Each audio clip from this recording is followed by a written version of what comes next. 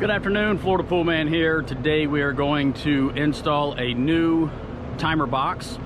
We've got a pool here that pretty basic setup. We've got a pump, cartridge filter, all the necessary plumbing, but our timer box, as you can see, is missing the cover and wires are exposed. So we want to be able to make that safe, cover the wires up, and get it all taken care of. And what we're going to install is a brand new box with a new mechanism on the inside. First thing we want to do, always check the power, make sure power is off. So we've already switched the breakers off, and there's all the power to the equipment is completely turned off and shut down. So always kill the power at the breakers, make sure everything is safe. So first thing we're going to do is disconnect the power from the timer box. All of those wires will be disconnected. Then we're going to remove the box and we'll get the new box installed and reconnected.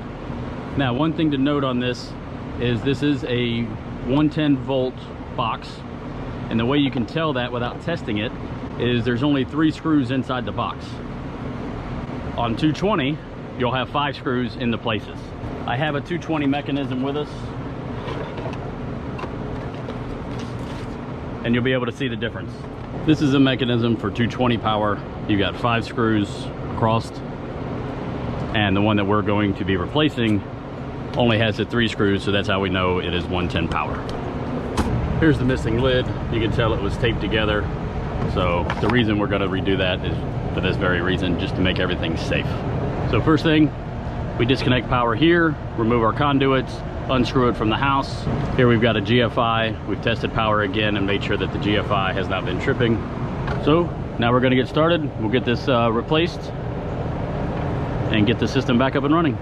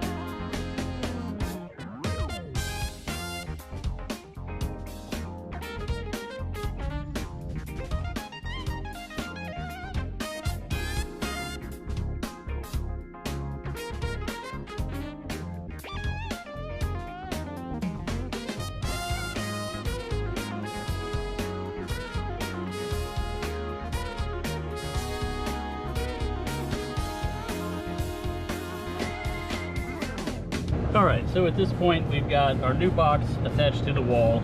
We've got wires here going up to this junction box and an outlet. We have our supply line coming in from the house, which is our black, white, and our green. And then here's the wires going to the pump. So now we're gonna make our connections into the screws, connect these together, and we'll get the power turned back on.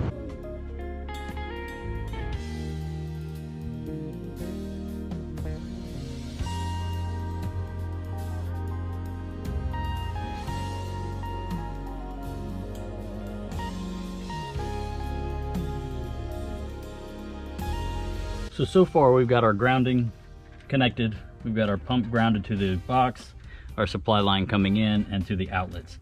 Now what we've had to do is add an extended neutral line to connect the neutrals from the outlets in the junction box, as well as the neutral from the pump.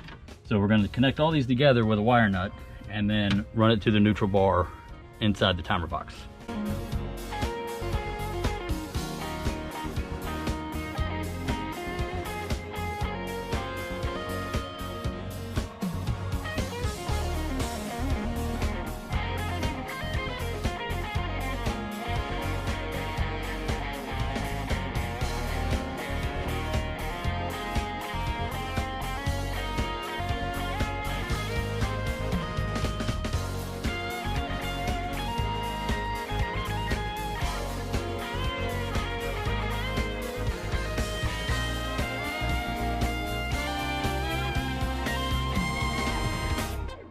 All right, so we got all the new wiring in. We've replaced the covers. These covers are very important. They protect all the wiring on the inside. Here's the wiring. And one thing we found about this was there was a former heater that used to go, and in the wiring we had to bypass that and reconnect. So now we've got our covers on, the box is installed, and we're good to go. This is the GFI to the pool lights. We did find out that GFI is bad, so that will need to be replaced sometime in the future. But currently the timer box is replaced and pump is operating. And this is how you change a timer box. Thanks for watching the Florida Pool Man. Don't forget, like and subscribe. We appreciate your views. Thank you very much.